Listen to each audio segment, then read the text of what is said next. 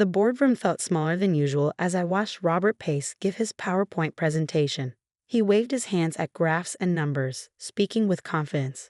I had worked with him for 10 years, but I had never seen him so sure of himself, so certain he was winning. As you can see, he said, adjusting his fancy tie, this company needs strong leadership, traditional leadership, and Alice, despite her efforts, just isn't the right person for the job. My name is Alice Chen. I was 35 years old, and I was watching my brother-in-law try to take my family's company from me. Chen Manufacturing was my father's dream. He built it from nothing into a $200 million business. He passed away 3 months ago, and Robert clearly thought that meant I was weak.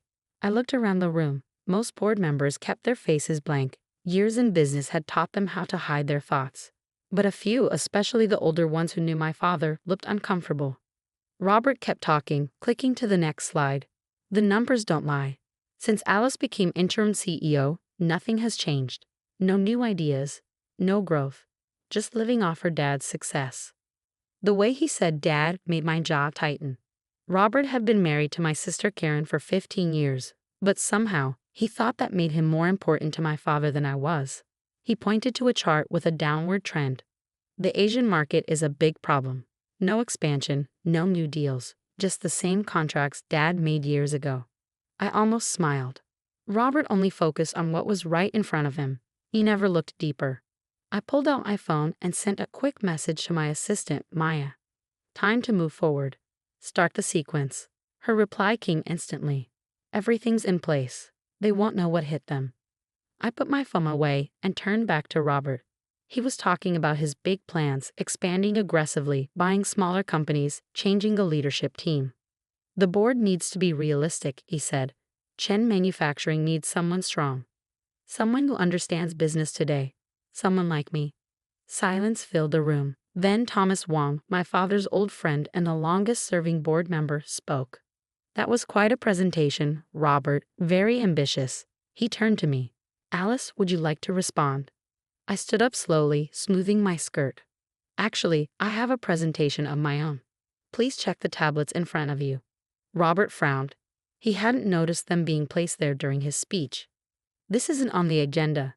Oh, but it is, I said smoothly. In fact, I've been planning this for a long time. The board members picked up their tablets. The screens showed carefully organized documents, contracts, financial records, partnership agreements. What you're looking at, I explained, is the result of 10 years of expansion into the Asian market, not through risky takeovers, but through smart long-term partnerships. I walked to the front, clicking through slides on the big screen. While Robert was focused on public deals, I was building something stronger, a network of small but important manufacturing partners in Asia. And as of this morning, all of them are officially part of Chen Manufacturing. Robert's face turned pale. That's impossible, he stuttered. I oversee all acquisitions. You oversee public acquisitions, I corrected. These were different. Each deal was made as a joint venture under separate holding companies. Until today, they looked like independent businesses. I pulled up a map showing dozens of new locations now linked to us. Together, these partnerships bring in $300 million a year. They've been growing quietly while you were busy planning your takeover. The board members scrolled through their tablets, murmuring as they realized what this meant. Robert sat frozen, his perfect plan falling apart. But your father, he started. My father, I said calmly, taught me that the loudest person in the room isn't always the smartest. He taught me to plan carefully and always think ahead. I clicked to the next slide, showing a photo that made Robert's face go gray. It was from 10 years ago, my father and me in Singapore, signing the first of many partnership deals. He didn't just know about this strategy, I said. He helped me create it. While you were busy trying to impress him with presentations, he and I were building the real future of Chen Manufacturing. Robert's hands shook as he flipped through the documents, realizing he had already lost. These contracts, they can't be legal. The board never approved. Robert protested. Actually, Thomas Wong interrupted. We did. Each of these partnerships was presented separately over the years, and they all seemed small at the time. But the board approved every single one. He glanced at me with a proud smile. Quite a clever strategy, wouldn't you say? I pulled up another document on the screen showing our new market position. With these partnerships now fully part of Chen Manufacturing, we're not just competing in the Asian market, we're leading it. Our production capacity has tripled, our supply chain is 200% more efficient, and our market reach has grown faster than ever. The board members leaned in, now fully paying attention. Even those who had seemed to support Robert before were looking at the numbers with interest. But the costs? Robert tried again. The costs were minimal, I said, switching to the financial slides. Each partnership was built through profit sharing and gradual investments. We never took on big debts or gave up company shares. In fact, I highlighted a key figure on the screen. A few board members gasped. We now have more cash reserves than at any point in company history. Robert slumped in his chair. His plan to take over was falling apart. But I wasn't finished. There's one more thing, I said. Maya entered the room, handing out folders to the board members.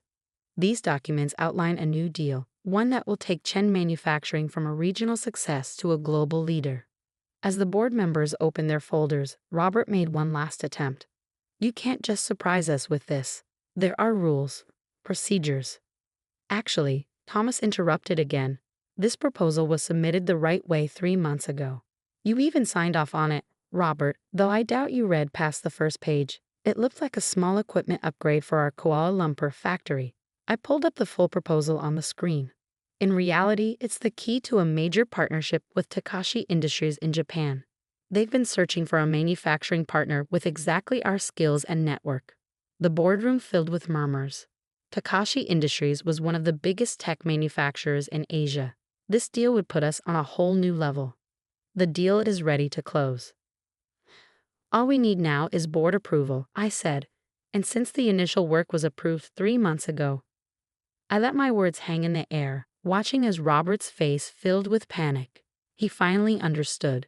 While he had been plotting to take over the company, I had been executing a plan 10 years in the making. Every small decision he ignored, every partnership he dismissed, every document he signed without reading. They had all been pieces of a much bigger strategy. I moved to approve the Takashi partnership, Thomas said. Second, another voice added. Then another. One by one, hands went up in agreement. Robert sat frozen as his dream of controlling Chen Manufacturing slipped away. But I wasn't finished. There's one more matter, I said as Maya handed out another set of documents. A full audit of all executive decisions and financial transactions from the past 5 years. Robert's face went pale. He knew what was in those documents, proof of his shady dealings. Hidden expenses, fake reports, even fraud. The board should review these carefully, I said. I believe you'll find some serious concerns that need urgent attention. Just as I expected, the fallout was swift. As the board examined the audit, Robert's entire scheme unraveled. This is unbelievable, Thomas said during a special board meeting the next day. He's been planning this takeover for years, misusing company funds, adjusting budgets for his benefit, and keeping records of it all. I added, pulling up more files. He was so sure he'd take over that he never bothered to cover his tracks properly. The board's decision was unanimous. Robert was fired immediately. His company shares were frozen while the investigation continued. That afternoon, security escorted him out of the building, his belongings in a box. From my office window, I watched him load them into his BMW. My phone buzzed. A text from my sister Karen. Is it true? Did Robert really try to steal a company? I had been dreading this conversation. Karen and I had always been close, despite Robert's efforts to drive us apart. I called her. Yes, I said when she picked up. I'm so sorry, Karen. I have proof of everything. There was silence on the other end. Then, to my surprise, she laughed. You know what's funny? I suspected something like this for years. The late nights, the secret calls, the random business trips. I thought he was cheating on me. Are you okay? I asked. Honestly, I'm relieved. I actually filed for divorce last week. Turns out he's been hiding money in offshore accounts. Now I know why. I smiled. Speaking of those accounts, you should have your lawyer call me. I have some information that might help. Because Robert thought he was clever, moving money around in secret. What he didn't realize was that his accounts had crossed paths with my business network in Asia. Every hidden transfer, every shady deal. I had it all documented. The next few months were a turning point for Chen Manufacturing. The Takashi partnership was an incredible success, opening doors we hadn't even imagined. Our stock soared as the media covered our sudden rise in the Asian market. Karen, using the financial records I provided, won her divorce case easily. With Robert out of the picture, she joined the company as our head of international relations. Her talent for negotiation helped strengthen our growing partnerships around the world. One evening, about 6 months after Robert was gone, I was working late when Thomas stopped by. "Your father would be proud," he said, taking a seat. "He always said you had a talent for seeing the bigger picture." I glanced at the photo on my desk, Dad and me in Singapore, smiling at the camera. He taught me well. "Success isn't about being the loudest or the most aggressive," he always said. "It's about being the most prepared." Thomas nodded. "Robert never understood why James spent so much time teaching you about the business. He used to complain about it in board meetings, said it was a waste of time." I laughed. Robert only saw what he wanted to see, a daughter trying to please her father. He never realized Dad was actually training me to lead. "And now look at this company." Thomas gestured to the city lights outside my window. "Your father built something great, but you've taken it to the next level." I thought about all the years I had spent expanding our reach in Asia, the long flights, late nights, and careful relationship building that Robert had ignored. "We're just getting started," I said, pulling up a new presentation on my computer. "Take a look at this." Thomas leaned in, his eyes widening. "South America? You're already planning the next expansion." "I've been planning this for 3 years," I said, showing him the groundwork I had already put in place. "Those equipment upgrades we approved last quarter, they weren't just for efficiency." As I outlined the next phase of Chen Manufacturing's growth, I could almost hear Dad's voice. "Always be 3 steps ahead, Alice. Let them think they know your plan while you're playing a different game." Robert had tried to take over our company, but in the end, his actions only pushed us forward faster. He had wanted control. He hadn't realized I was focused on something much bigger. Later that night, Karen came by with 2 cups of coffee and a knowing look. "The Singapore office just called," she said, sitting down. "They found something interesting." I smiled and grabbed a notepad. Some people thought business was all about power moves and takeovers. But Dad had taught me better. Real success wasn't loud, it was steady, strategic, built step by step. Robert had wanted to be CEO. I was building a legacy. And this was just the beginning. The next morning, as I got ready for a board meeting, I found a note in my father's old desk drawer. "Remember, Alice, the best moves are the ones they never see coming. Not because you hid them, but because they weren't paying attention."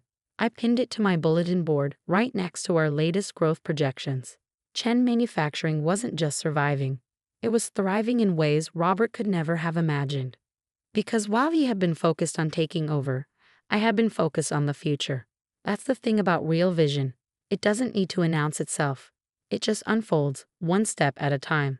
And by the time people notice, the game has already changed.